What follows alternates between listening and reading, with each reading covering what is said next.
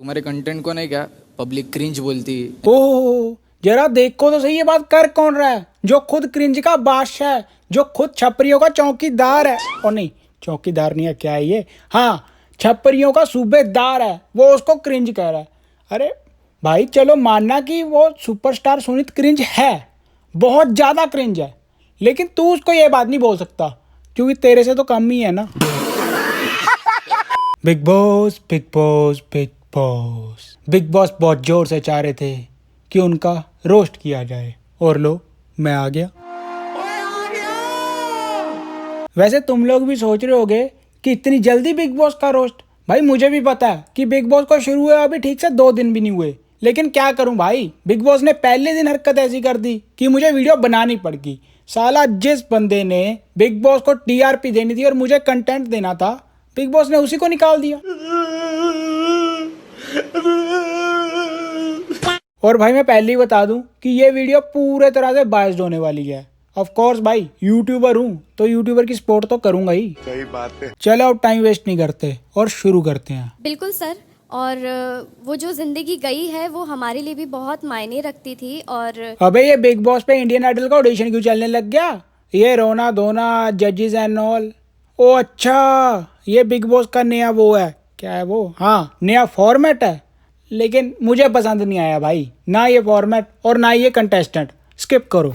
कि यहाँ सिर्फ एक दिखाई दिया है, नकली हवा भरा हुआ। एक मिनट, साला मुझे लग रहा था कि यहाँ पे सिर्फ एक आरसी स्टैन ही छप रही है, लेकिन ये बूढ़ो अंकल भी उसी कैटेगरी का निकला बे। क्या लगा रखा है ये नकली हवा भाई, जब से हवाबाज इंसान आया है ना, ये उसको नकली हवा ही कर रहा है। उसको ओवर कॉन्फिडेंट भी बोल सकता है ना। वहाँ पे सनी लियोनी जी बैठी हैं, उन्होंने भी तो यही बोला था ना, लेकिन नहीं, हम तो ठहरे छपरी, हमने तो हर जगह अपना छपरी पुना दिखाना होता है ना। अरे बाप रे, ये तो धोती खोल रहा है। और बूढ़े अंकल, मैं तुम्हें बता दूं कि हवा नकली नहीं है, उसमें असली हवा भर रखी है। और हवा हो भी क्यों ना यार, साला जिस उम्र में तुम चड्डी में मूत दिया करते थे ना, उस उम्र में भाई का करोड़ों का बिजनेस हुआ करता था। जितनी तुम्हारे आज के टाइम में पूरी फैमिली की एनुअल इनकम है ना, उतना तो भाई का उस टाइम पे मंथली रिवेन्यू हुआ करता था। और अगर आज की बात पे आए ना, तो हवाबाज इंसान में इतना टैलेंट है ना, इतना टैलेंट है कि अगर तुम्हारी 7 पीढ़ियों को भी अच्छे से निचोड़ दिया जाए ना, तब भी उसका 1% नहीं निकलेगा। साला आया बड़ा हवाबाज, नाम सुन के ना हवा ही समझ रहा था। विनर है वो, विनर, इस शो का विनर। बिग बॉस के अगले कंटेस्टेंट हैं सर्कस। ये है अपने बॉडी बिल्डर भैया। इन्होंने अपने अंदर इतना ज़्यादा प्रोटीन घुसेड़ लिया है ना, इतना ज़्यादा प्रोटीन घुसेड़ लिया है कि इनके डोलों के साथ साथ इनका दिमाग भी फूल गया है। साला सुपरस्टार सुनीत की बातों को सीरियस ले रहा था भाई ये। वो मैं समझ भी नहीं आता इसका कनेक्शन क्या है ये। और इससे ज्यादा फुटेज बिग बॉस ने इसको दी नहीं है और ना ही हम देंगे। तो हम बढ़ते हैं अपने अगले कंटेस्टेंट की ओर, जो है तनीषा नानी। आप ना handsome man in the world है, मतलब आपका क्या आँख है, क्या हो? अरे दीदी रुक जाओ, थोड़ा सांस ले लो यार। साला आते ही मक्खन लगाना शुरू कर दिया। और ये सलमान भाई को मक्खन लगाने से क्या होगा, बिग बॉस थोड़ी जीत जाओगी तुम। और भाई मुझे तो समझ में नहीं आ रहा कि ये बिग बॉस चल रहा है या किसी फूड ब्लॉगर का वीडियो। साला मक्खन पे मक्खन लग रहा है।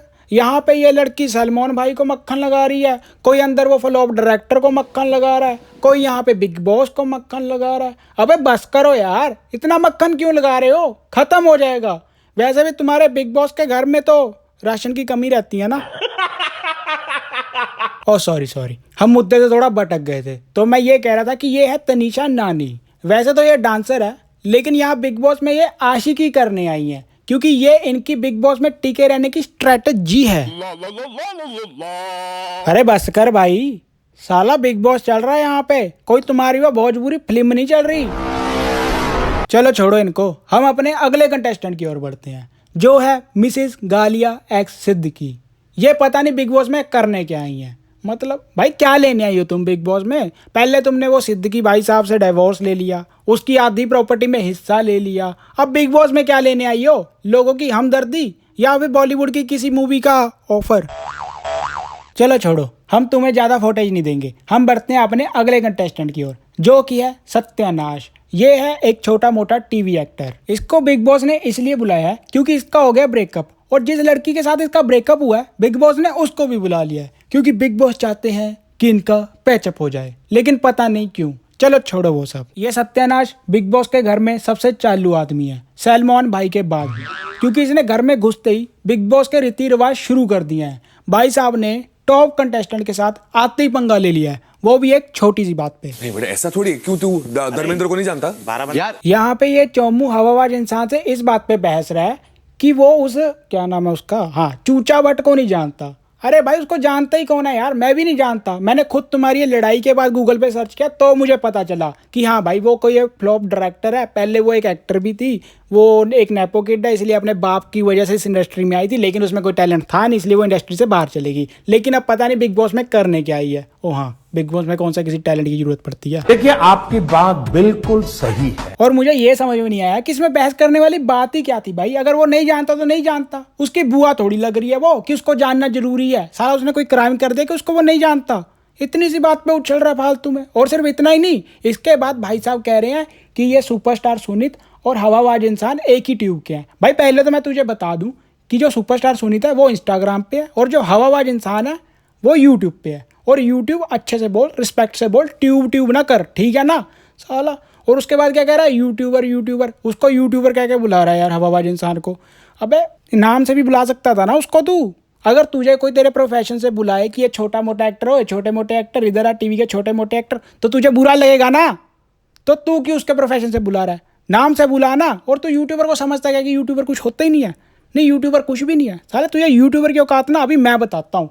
तू इस शो में आया है तो लोग तुझे पहचान रहे हैं, लेकिन यूट्यूबर वो है जिसको बड़े बड़े शो में बुलाते हैं ताकि उनके शो को कोई पहचाने। लगी बात समझ में? साला यूट्यूबर को अंडर एस्टिमेट कर रहा है। तुझे पता भी है जब हवाबाज इंसान बिग बॉस में एंटर किया था ट्विटर पे ट्रेंड कर रहा था वो, लेकिन तुझे क्या पता ट्विटर क्या होता है? ना ही तेरी ऑडियंस को पता होगा ट्विटर, क्योंकि जो लोग वेब सीरीज के जमाने में भी तेरे ये सास बहू वाले सीरियल देख रहे हैं उनको ट्विटर का क्या पता होगा यार। वो लोग तो किसी से बात करने के लिए भी आज भी कबूतर के पैरों में चिट्ठियां भेज रहे हैं। भाई साहब कुछ ज्यादा नहीं हो गया ये? मुझे पता है कि ज्यादा हो गया ये, लेकिन इसने यूट्यूब के बारे में बोला कैसे कुछ?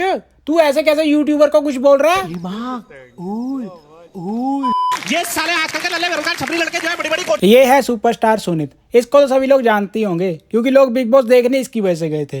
वैसे तो स्टेज पे सभी लोग इस पे हंस रहे थे, इसकी हरकतों पे हंस रहे थे, लेकिन जब ये बिग बॉस के घर के अंदर घुस गया इसने बिग बॉस की धज्जियां उड़ा दी। लेकिन अफसोस की बात यह है कि इसको कुछ चंद घंटों में ही बिग बॉस के घर से बाहर निकाल दिया, लेकिन निकालना पड़ना था। भाई साहब अपनी हरकतों पे आ गए थे। इन्होंने बिग बॉस की चहेती चूचा भट्ट को ही रोस्ट कर दिया। रिस्पेक्ट और सम्मान जो है ना 2 वे स्ट्रीट होती है। नहीं, मुझे जरूरत नहीं है रिस्पेक्ट की किसी की। और सिर्फ इतना ही नहीं, इसने तो बिग बॉस को एक्सपोज कर दिया। तुम्हें रखना है रखो, नहीं रखना मत रखो। टीआरपी तुम लोगों को मिल रही है, मुझे नहीं मिल रही है। लेकिन सुनीत की इन हरकतों के पीछे एक वजह थी। जिसने भी मेरे को जो 12 नंबर पे लेके आया है वो मेरे को सॉरी बोलेगा और मेरे को अंदर बैठ देगा सोने के लिए। असल बात ये है कि सुपरस्टार सुनीत बिग बॉस से गुस्सा था। वैसे तो बिग बॉस बड़ा इक्वालिटी की बातें करता है कि यहाँ पे सभी लोगों को काम करना पड़ता है, लेकिन उसको बेड नहीं दिया सोने के लिए। उसको बुरा लग गया कि उसको बेड नहीं दिया। अब उसको बुरा इस बात के लिए ये भी लगा कि शायद वो पढ़ा लिखा नहीं है, अच्छे घर से नहीं आया, तो सभी लोग उसके साथ ऐसा बिहेव कर रहे हैं, तो उसको बेड नहीं दिया, इसलिए वो ज़्यादा बुरा मान गया। और दूसरी बात ये हुई कि उसको 2 नंबर से सीधा 10 नंबर पे ला के फेंक दिया। तो 10 नंबर पे आपको इस जनता की आवाज ने आपको रखने की अच्छा, लेकिन फिर तुम ऑडियंस से वोटिंग करवा क्यों रहे हो? अगर तुमने ऑडियंस की माननी नहीं है, तुम्हारे टट्टू जजेस ने अपने हिसाब से सब कुछ करना है, तो ऑडियंस को क्यों कह रहे हो कि वोट करो? तुम ऑडियंस को क्यों कह रहे हो कि तुम वोट करोगे तुम्हारे हिसाब से शो चलेगा? लेकिन नहीं, हमारे तो टट्टू जजेस ने ये तय करना है ना कि क्या होगा क्या नहीं। साला ऐसे तो कल को लोग वोट करके विनर किसी और को बनाएंगे, लेकिन तुम्हारे जजेस कह देंगे नहीं भाई हमारी स्क्रिप्ट में तो ये विनर था, तो हम तो इसी को विनर बनाएंगे। भाई ये सब तो दोगलापन है यार। मैं नहीं देख रहा है बिग बॉस।